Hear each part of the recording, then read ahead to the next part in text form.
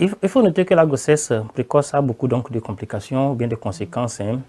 Et pour d'abord affronter les parents, d'une part, et aussi le refus du géniteur, parce que ce n'est pas toujours évident. Pour la dame, ça a été aussi quand même très important que le géniteur reconnaisse. Le plus souvent, le géniteur nie les faits. Et donc, l'adolescente se retrouve donc dans un dilemme entre les parents et le géniteur. Et le seul recours, c'est à l'avortement. Alors que l'avortement, dans notre contexte, n'est pas légalisé.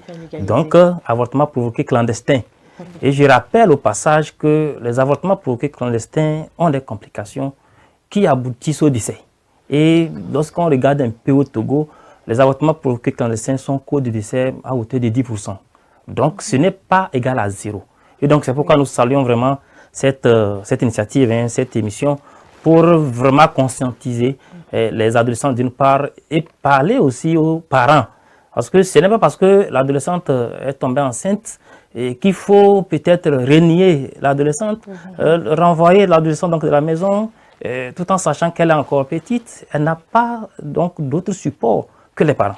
Donc, elle n'aura peut-être à avoir recours à cet avortement.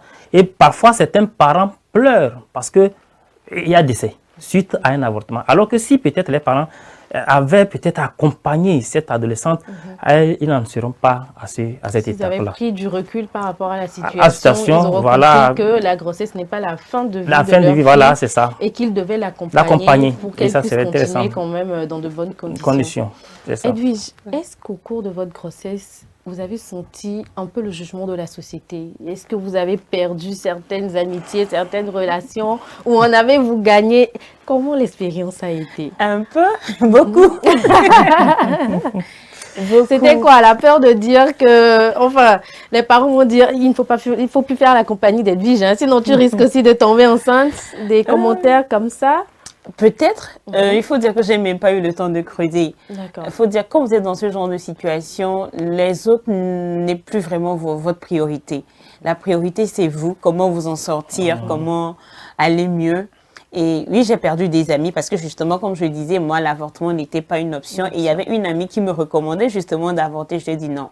Moi, du point de vue de mes principes, de mes valeurs de vie, l'avortement n'était pas l'option pour moi. Donc, ça a été un quiproquo. Et j'ai dit, bon, si c'est ça, c'est ma vie, quoi. Donc, reste à côté. Et puis, j'évolue. Il y a eu des ragots. J'étais à l'université. Il y a eu plein de ragots derrière. L'attribution de ma grossesse à des potentielles personnes qui n'étaient pas les candidats. En tout cas, l'auraient élu. Voilà. Et les regards. Bon, j'étais à l'université. Il fallait quand même continuer les cours. Et quand tu vas à l'espace sud, dans la cantine pour manger, ben, c'était vraiment énormément de regards, mais aussi beaucoup de soutien. Il y avait une de mes amies exceptionnelle qui est restée du début à la fin. C'est l'une des premières personnes avec qui j'ai partagé la nouvelle. Je me rappelle, elle m'a dit, peu importe ta décision, je te soutiendrai jusqu'au bout. Et elle l'a fait. Dès que ma fille est née, quelques minutes après, elle était là avec tout un tas de choses pour que je prenne mes premiers thés, etc.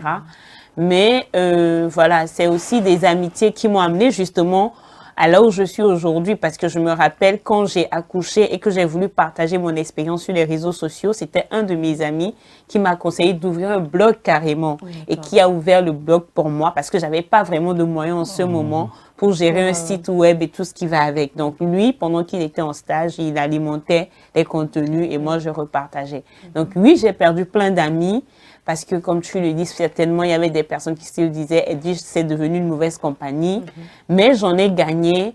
Et jusqu'à aujourd'hui, je pense que c'est une histoire qui me rapporte beaucoup plus en termes de qualité de vie humaine que je n'en perds. Et voilà.